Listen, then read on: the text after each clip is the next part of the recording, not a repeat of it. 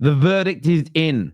Manchester City will find out whether they are guilty or innocent of the 115 charges placed against them. Many months, City fans, the hierarchy, and the footballing fraternity has awaited for an outcome. It has been revealed by the Manchester Evening News that the verdict's release date is very close indeed. Plus, a further story claiming that Pep Guardiola should quit ahead of the verdict. We're going to break down this latest news.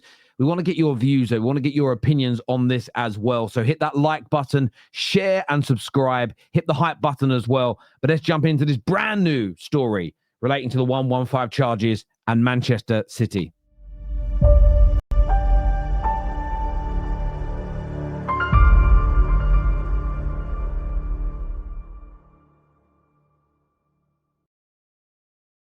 Now, a new date concerning the long-awaited verdict surrounding Manchester City's 115 charges via the Premier League has now surfaced in a fresh report this week.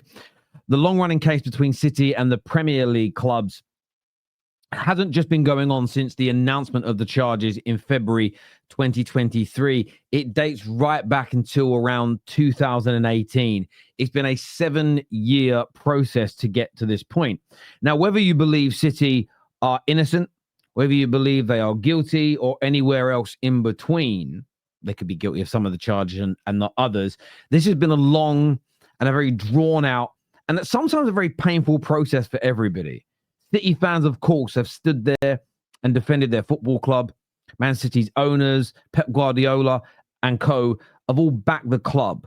And still to this day, City have revealed their stance on this again, and they've reiterated the same message consistently over the past 2 years that they maintain their innocence.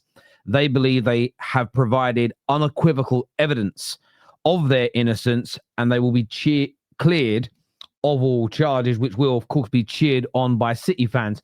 And I've remained as consistent as I can be through this process.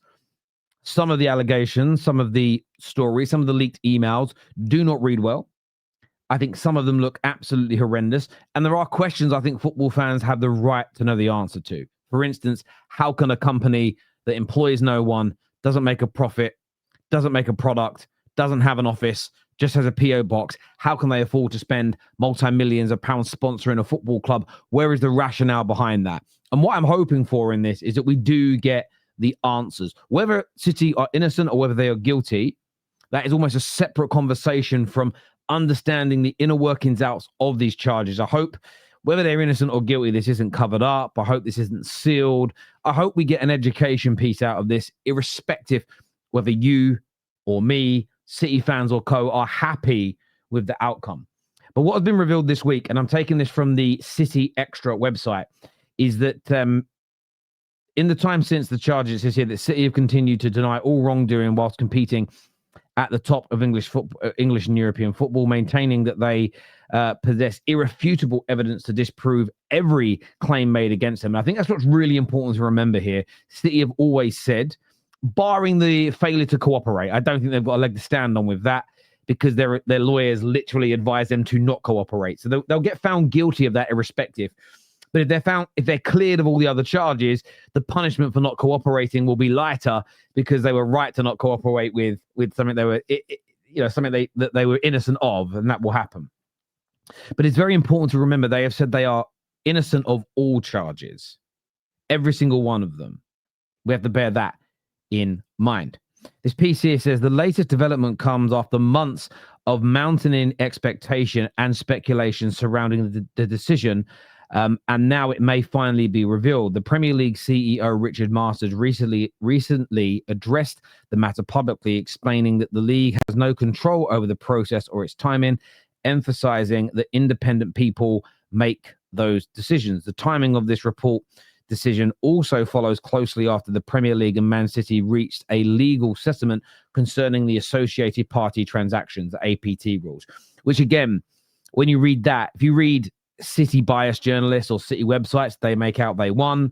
If you read a lot of neutrals, they make out the Premier League got a good job. At the end of the day, I look at it as it's win-win for both This is what I loved about that story more than anything. And City fans, I'm not even sure if City fans are in a place yet to see the beautiful irony.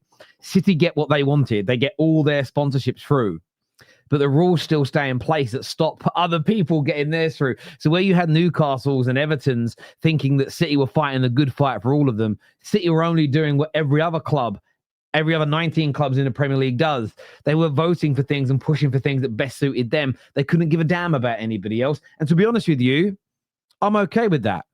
I'm okay with that. That's the nature of the competitive environment that they all find themselves in. It says that that resolution was widely seen as easing tensions between club and the governing body. I agree. Yet it also reignited conversations about how the outcome of the 115 charges might reshape the financial landscape of English football. Now, according to the Independent's Miguel Delaney, senior figures across the Premier League are bracing themselves and growing murmurs that the decision concerning the 115 charges is expected this month. The Manchester Evening News have also run with this. The belief now is the verdict is done, that the verdict has been decided. All that is now happening via the independent QCs is the writings, the findings, the rationale, and the reasonings. What they're not going to do is release the verdict and then make you wait for the detail. It is all going to come in one caboodle, so that when the Premier League and Man City are told, then when the media outlets are told, there'll be all the information there to read and digest, so we understand exactly what it is. Like I've said before, if City are found guilty, and I know City fans did this when they won 2 or 3 of their challenges out of 25 against the Premier League for ATP. We won 2 or 3. That means we won. And in an official court of law, if you charge somebody with 25 counts and you get them guilty of at least 1, then you officially win the case. That's the way it's done. But in actuality, if City are found guilty of 2 or 3 of these charges and they're minute, they're minimal, they made barely any sporting difference, there isn't anybody with a brain that's going to sit there and go, City lost this case. Everyone's going to sit there and say, are you kidding me, Premier League? All this money, all this time, which, by the way, other clubs have to bear the brunt of that cost. For this, you're mad. What an absolute witch hunt. What an absolute nonsense. And City will be exonerated, and City will be apologized to, and City will rightfully feel that vindication of this nonsense. If it goes the other way, though, and they're guilty of half of these charges that are worth tens of 20 millions, 50 millions, 100 millions worth of income that shouldn't have been there, that enable them to buy players and pay players and hire managers that would have otherwise been unattainable at that time, there'll be a very, very different reaction to this situation and scenario.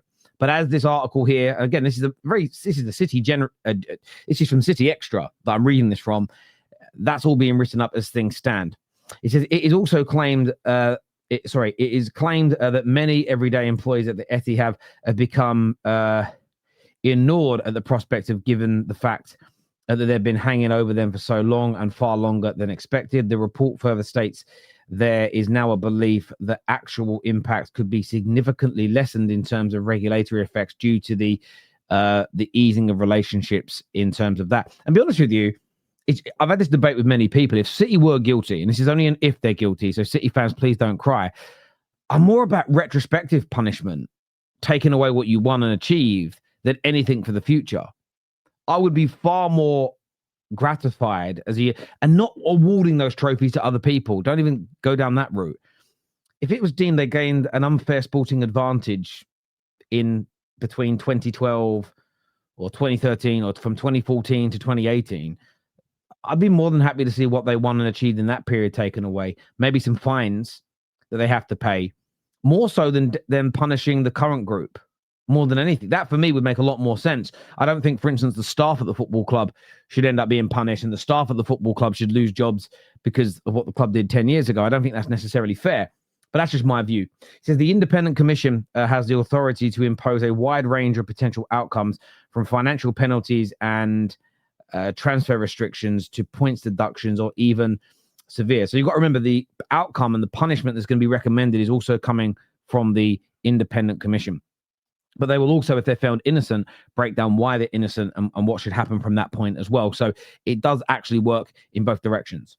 Now, there was another story connected to this I wanted to address, and I thought this was shameless. And City fans, you may not have got to this point. You may already be angry that we're talking about this situation, although we must. Because if you're found innocent, you're going to want to talk about it, aren't you? So we're talking about it now. And I read this headline that said Pep Guardiola told to quit and regenerate amid FFP verdict expectations. And I thought, oh, wow, this is someone that knows him saying, quit Man City. Get out while you can, Pep. I was excited to read it.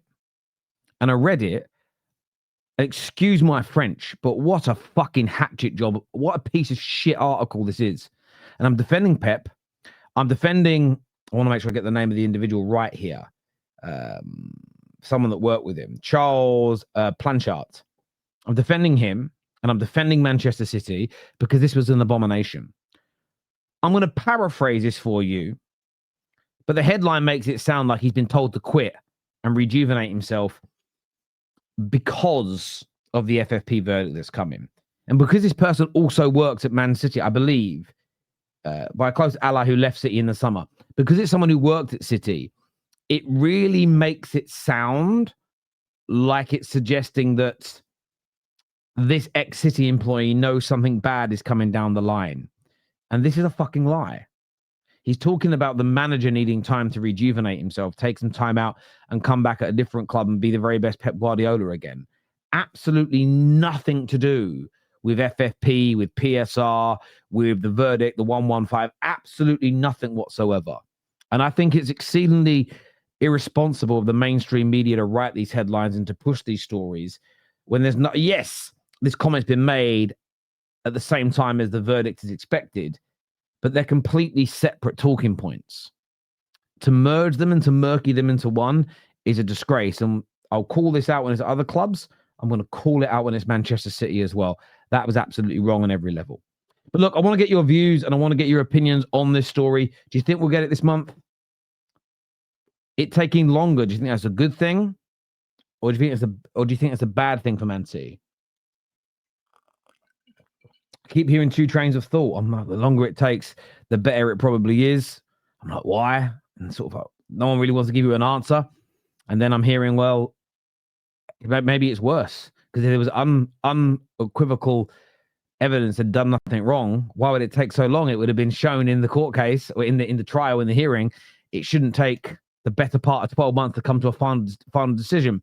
And I'll be honest with you, the fact I'm not legally trained in this area, I'm not going to pass an opinion on it. I don't know whether it's better or worse or neutral in that regard.